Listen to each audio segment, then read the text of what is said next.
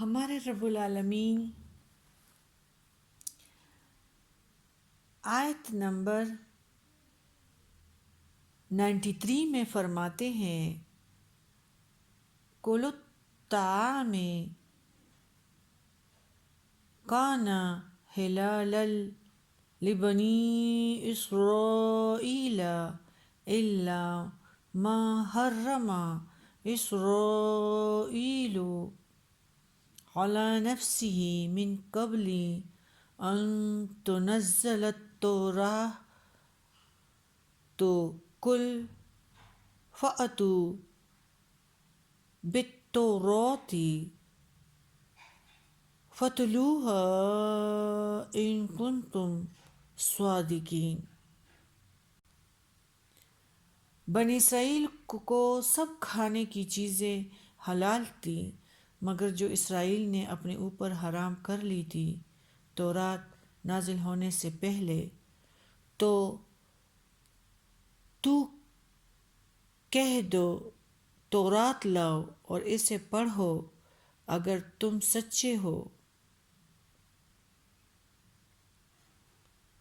فَمَنِ افْتَرَى عَلَى اللَّهِ الْكَذِبَ مِن بَعْدِ ذَلِكَ فَأُولَئِكَ هُمُ الظَّالِمُونَ۔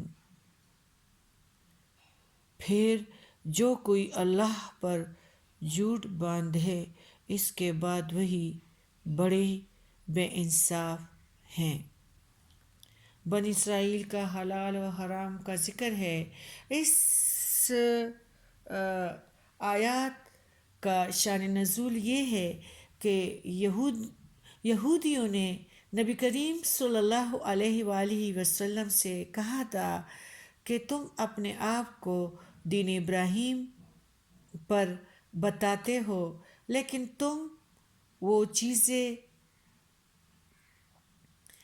کھاتے ہو جو اللہ نے ابراہیم علیہ السلام کے گھرانے پر حرام کر رکھی تھی، مثلاً اونٹ کا گوشت اور اس کا دودھ وغیرہ۔ اس صورت میں تم ابراہیم علیہ السلام کے سچے پیرو کیوں کر کہلا سکتے ہو؟ اس اعتراض کے جواب میں اللہ نے یہ آیت نازل فرمائی، جتنی چیزیں اب لوگ عموماً کھاتے ہیں یہ سب حضرت ابراہیم علیہ السلام کے وقت میں بھی حلال تھی اور تورات کے نازل ہونے سے پہلے تک حلال ہی رہی۔ البتہ اس آسمانی کتاب میں خاص بنی اسرائیل پر بعض چیزیں حرام کر دی تھی۔ جہاں تک اونٹ کے گوشت اور اس کے دودھ کی حرمت کا تعلق ہے، یہ تورات کے نازل ہونے سے پہلے حضرت یعقوب علیہ السلام نے استعمال نہ کرنے کی قسم کھائی تھی اور ان کی پیروی میں ان کی اولاد نے بھی چھوڑ دیا تھا۔ قسم کھانے کی وجہ یہ تھی کہ حضرت یعقوب علیہ السلام کو عرق النساء کا درد تھا۔ آپ نے اللہ سے یہ منت مانی کہ مجھے اس درد سے نجات کر دے اور صحت مند ہو جاؤں تو اپنی محبوب ترین چیز کا استعمال چھوڑ دوں گا۔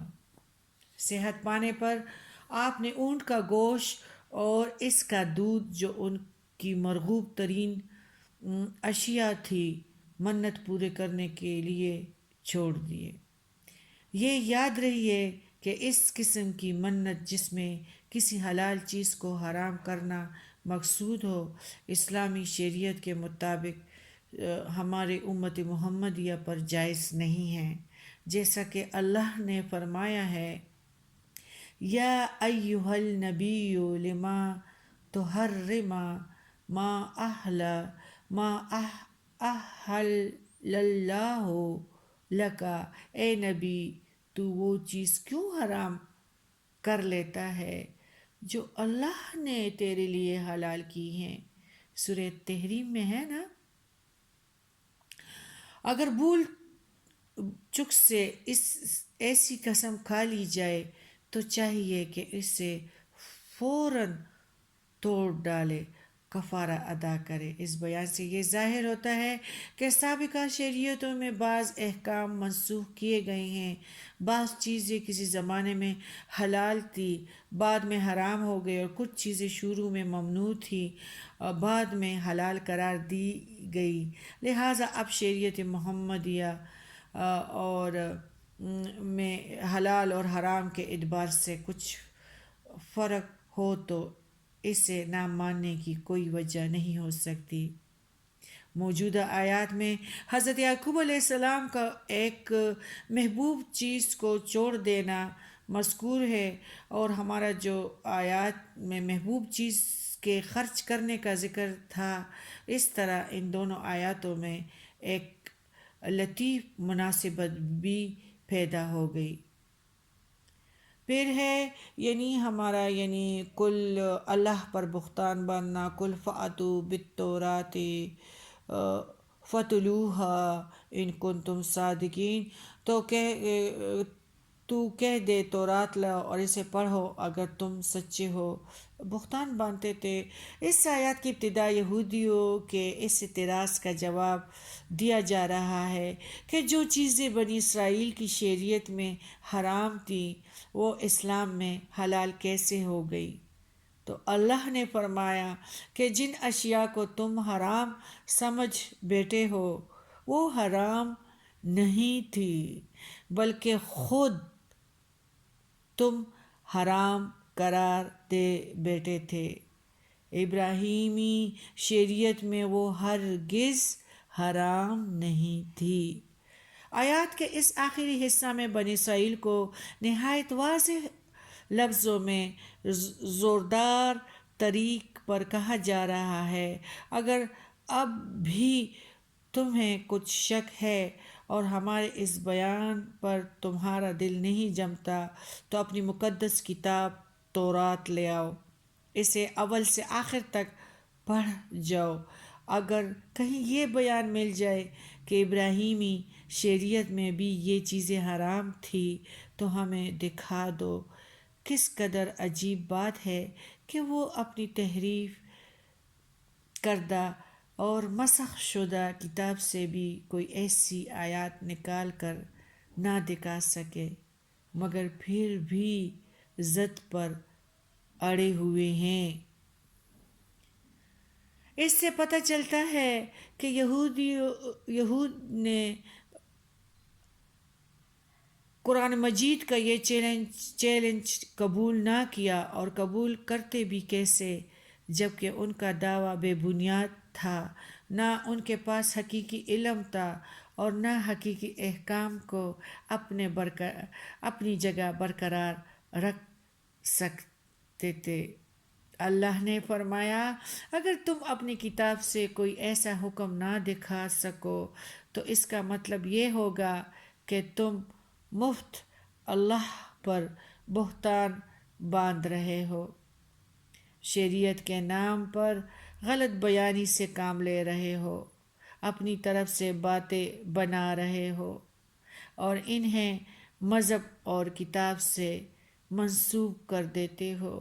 ایسا کرنے والے ناانصاف ظالم شمار ہوں گے، اور حقیقت یہی ہے کہ دنیا میں اس سے بڑا ظالم نہیں ہو سکتا جو بندہ اپنی بات کو اللہ کی بات قرار دے، بندہ ہو کر خدائی دعوے شروع کر دے۔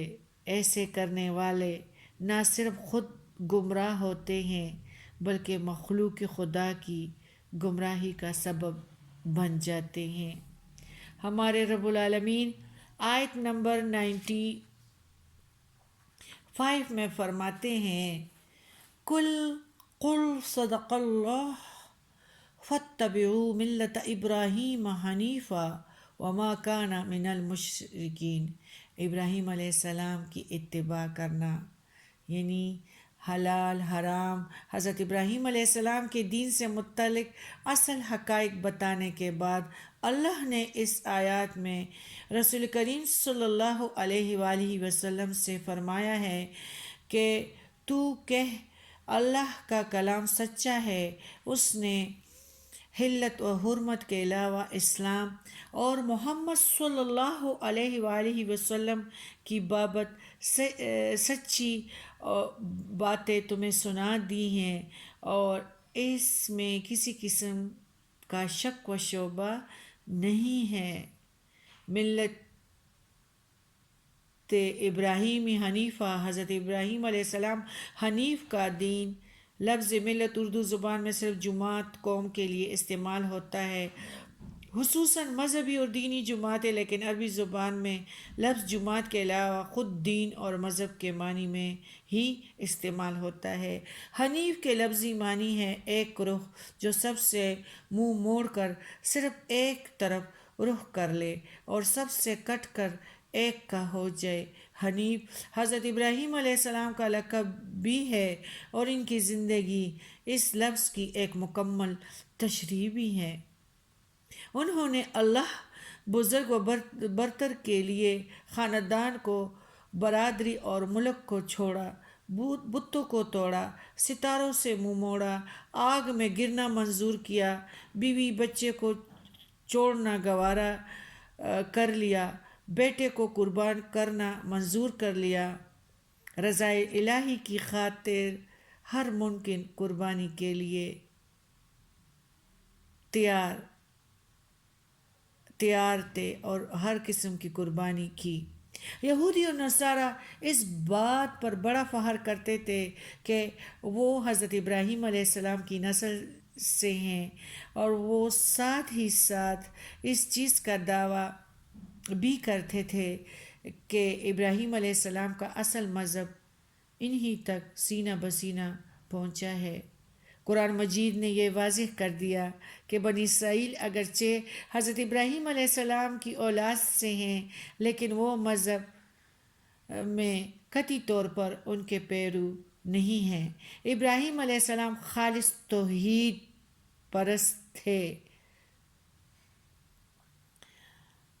شرک کے قریب بھی نہ بھٹکتے تھے، لیکن بنی اسرائیل مادہ پرست ہیں، اپنی پیغمبروں اور راہبوں کے پوجا کرتے ہیں، معمولی لالچ میں آ کر ایمان بیچ ڈالتے ہیں اور قربانی سے، ایثار سے دور بھاگتے ہیں، عبادت میں جدوجہد سے ڈرتے ہیں، مشقت سے ڈرتے ہیں۔ ان حالات میں انہیں حضرت ابراہیم علیہ السلام سے کیا نسبت ہو سکتی ہے؟ اس سے تو یہ واضح ہوتا ہے کہ بنی اسرائیل کی بجائے مسلمان ابراہیم علیہ السلام کے زیادہ قریب ہیں۔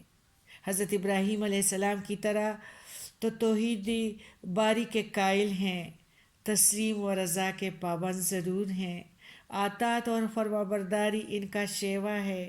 اس لیے یہود جو زبانی طور پر ابراہیم علیہ السلام کے پیروکار ہونے کا دعویٰ کرتے ہیں، انہیں چاہیے کہ مسلمانوں کی طرح سچے دل سے ابراہیم علیہ السلام کا اتباع کرے، شرک چھوڑ کر توحید اختیار کرے، شر و بغاوت چھوڑ کر ایمان اور یقین حاصل کرے۔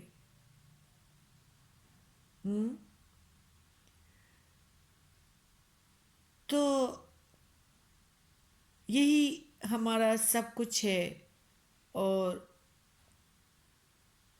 اولین کام جو ہے ابراہیم علیہ السلام